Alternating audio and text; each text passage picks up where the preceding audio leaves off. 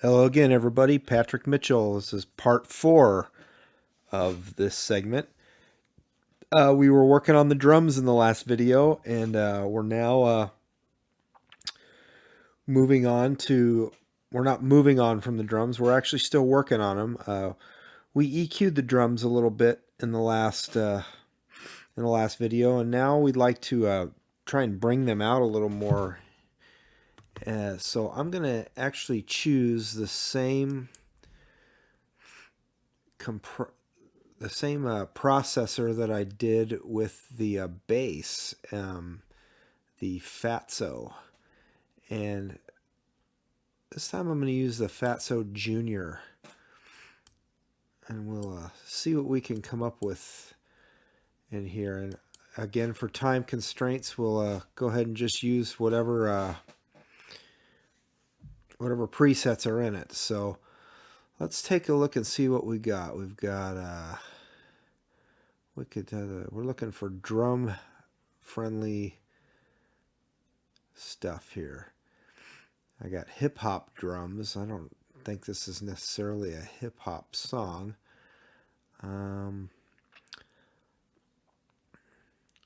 But let's see.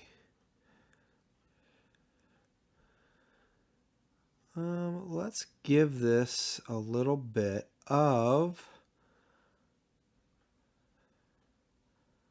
Harmonic Generation. I'm not quite sure how this is going to sound, but that's why we're here. We're experimenting with what may sound good and what doesn't. So this is Harmonic Generation. Let's see what it does.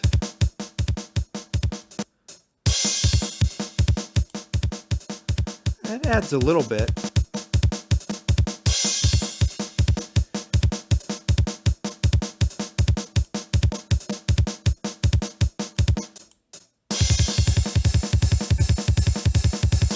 Adding a little warmth actually is nice. And I think I'm going to add a little bit of output as well.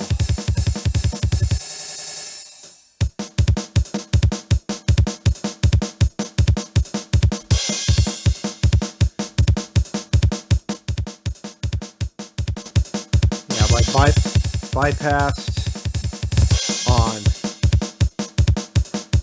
All right, let's see how that sits with the bass.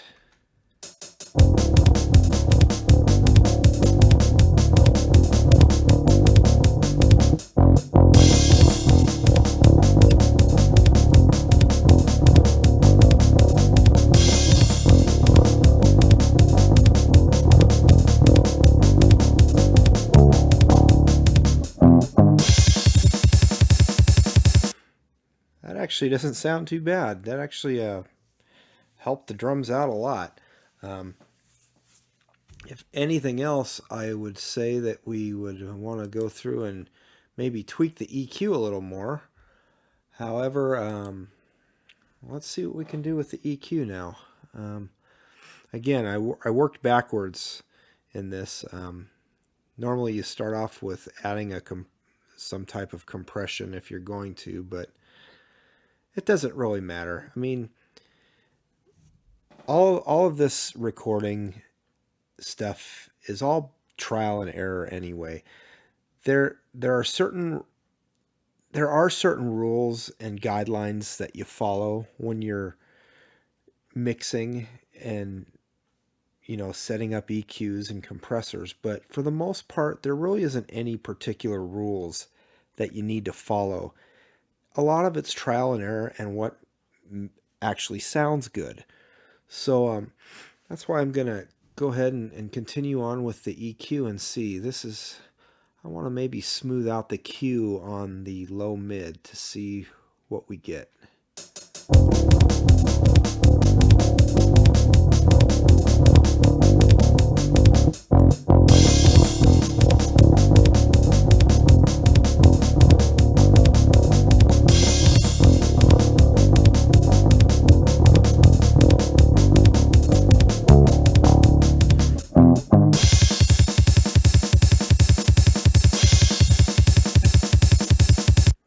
Actually doesn't sound too bad. I think I'm going to leave the EQ alone for right now. So let's hear what it sounds like with the rest of the song.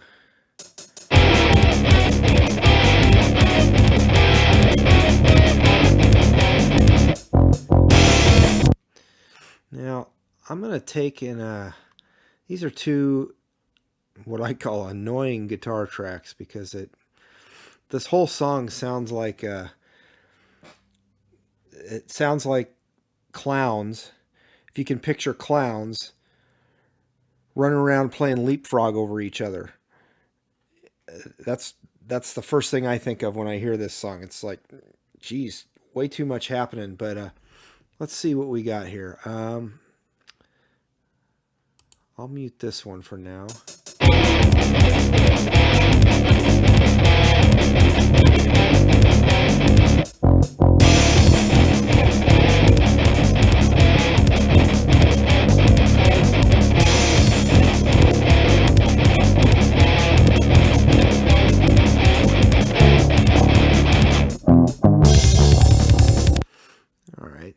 So I'm going to mute the other side now and see what that sounds like.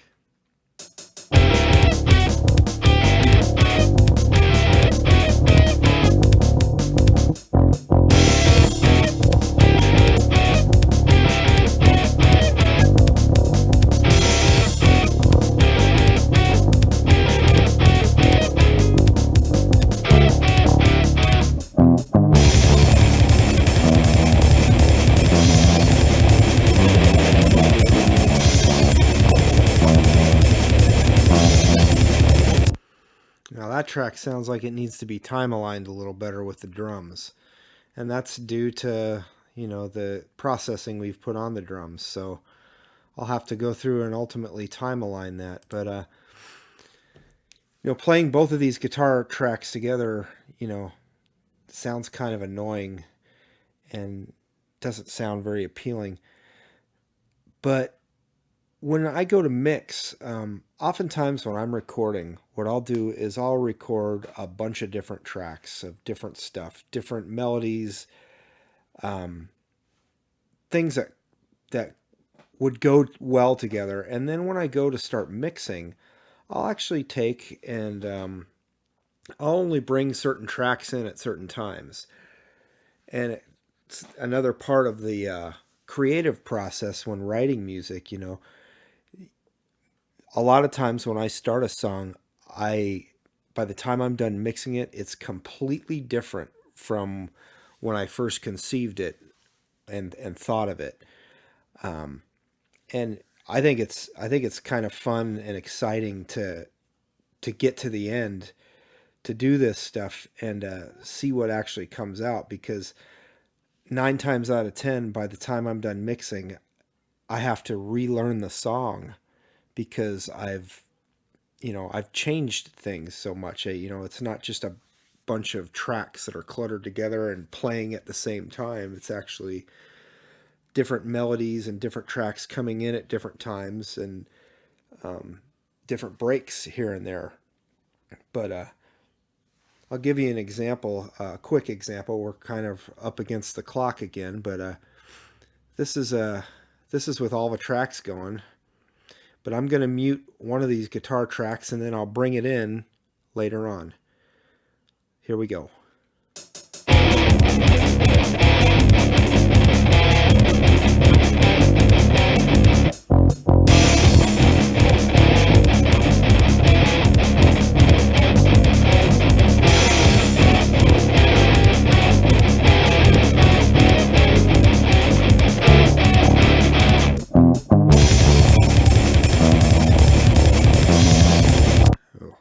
Well, you kind of get an idea. Really, I've got to timeline that track because it just sounds horrible with the drums. But anyway, we're out of time for this video. Stay tuned. I'm going to keep making these videos. We're going to try and get through this whole song. Eventually, we're going to come to a point where I'm going to have to start recording some other things onto here, because it's not just going to be a 5-track song. So thanks again for watching, and hope you have a good day.